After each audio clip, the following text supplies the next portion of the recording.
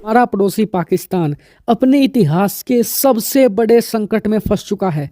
और मुसीबत एक नहीं है, मुसीबत दो एक साथ इन पर टूट पड़ी है। और यकीन मानिए, इन दोनों में से एक मुसीबत भी थोड़े समय के लिए टिकी रह गई तो पाकिस्तान के अस्तित्व पर बहुत बड़ा संकट खड़ा हो जाएगा, क्योंकि ये दोनों ही मुसीबतें पाकिस्तान को पूरी तरीके से ख़त्म करने वाली हैं।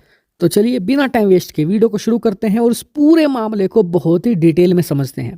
तो दोस्तों, हुआ कुछ ऐसा है कि मैंने आपको एक हफ्ते पहले रिपोर्ट दी थी कि पाकिस्तान के नए प्रधानमंत्री शहबाज शरीफ आईएमएफ से भारी भरकम लोन लेना चाहते हैं ताकि पाकिस्तान की अर्थव्यवस्था का हाल श्रीलंका जैसा ना हो, ये लोग बर्बाद या बैंकरप्ट ना हो जाएं। लेकिन आप सभी लोग जानते हैं कि आईएमएफ लोन तो दे देता है, लेकिन उसकी शर्तें बहुत ही ज़्यादा कड़ी होती हैं। आईएमएफ ने 2-3 शर्तें यहाँ पर रखी थी। पहली ये कि पाकिस्तान का बजट आईएमएफ अप्रूव करेगा, तभी वो पाकिस्तान की संसद में पेश किया जाएगा और उसे पास किया जाएगा। दूसरा यहाँ पर शर्त ये थी कि पाकिस्तान की सरकार अपना रेवेन्यू बढ़ाए। वो कैसे? टैक्स बढ़ाए लोगों पर। इसके अलावा बिजली के दाम बढ़ाए जाएं, पेट्रोल डीजल एलपीजी इनके भी दाम बढ़ाए जाएं। और पाकिस्तान ने ऐसा किया भी था। अब से एक हफ्ते पहले इन सभी के दाम बढ़ा दिए गए थे। लेकिन अब ऐसा कुछ हुआ है जिसने पाकिस्तान के लोगों की कमर तोड़ कर रख दी है।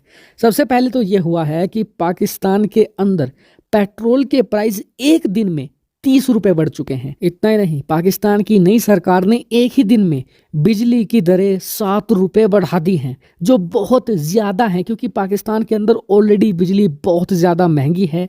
ऐसे में पाकिस्तान की आम जनता की कमर टूट चुकी है।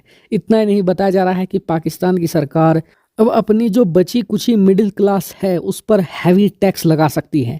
इनकम टैक्स और ज़्यादा लगाया जा सकता है। इसके अलावा जो वहाँ पर व्यापारी हैं, बड़े बिजनेस हाउस हैं, उन पर पहले से ही बहुत हैवी टैक्सेशन लगाया जा चुका है। अब उसे भी बहुत ज़्यादा बढ़ाने की तैयारी है। ऐसे में पाकिस्तान के जितने भी बिजनेस हाउस हैं वो सभी बैंकरप्ट भी हो सकते हैं, क्योंकि उनकी प्रॉफिटेबिलिटी बिल्कुल ख़त्म की जा चुकी है। लेकिन बात यहीं तक सीमित रहती तो कुछ और मामला था। पाकिस्तान को दूसरा और करारा झटका लगा है, वो है उनके पूर्व प्रधानमंत्री इमरान खान की तरफ से।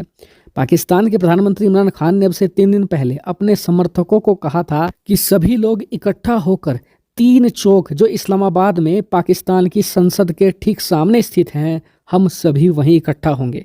हालांकि वहां पर सरकार ने और यहाँ तक कि सुप्रीम कोर्ट ने भी इसकी इजाज़त देने से मना कर दिया था, लेकिन इमरान खान पीछे नहीं हटे। और अब पाकिस्तान की राजधानी में बहुत ही भयानक हिंसक प्रदर्शन हो रहे हैं। वहां पर दंगे की खबरें भी लगातार आ रही हैं। इतना ही नहीं, इस्लामाबाद को तो छोड़ दीजिए, लाहौर के अंदर भी भारी आगजनी की खबर है। और कहा जा रहा है कि अगर स्थिति नहीं सुधरी तो आने वाले एक हफ्ते में पूरे देश के अंदर हिंसक प्रदर्शन होंगे और पाकिस्तान एक गृह युद्ध की आग में भी जा सकता है।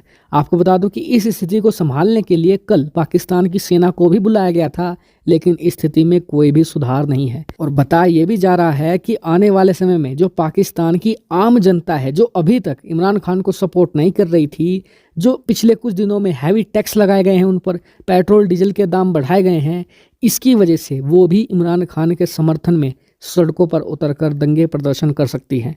ऐसे में पाकिस्तान एक तो आर्थिक संकट और दूसरा घर के अंदर लॉ एंड ऑर्डर का संकट, इन सभी में पिसकर अपने अस्तित्व को भी गंवा सकता है।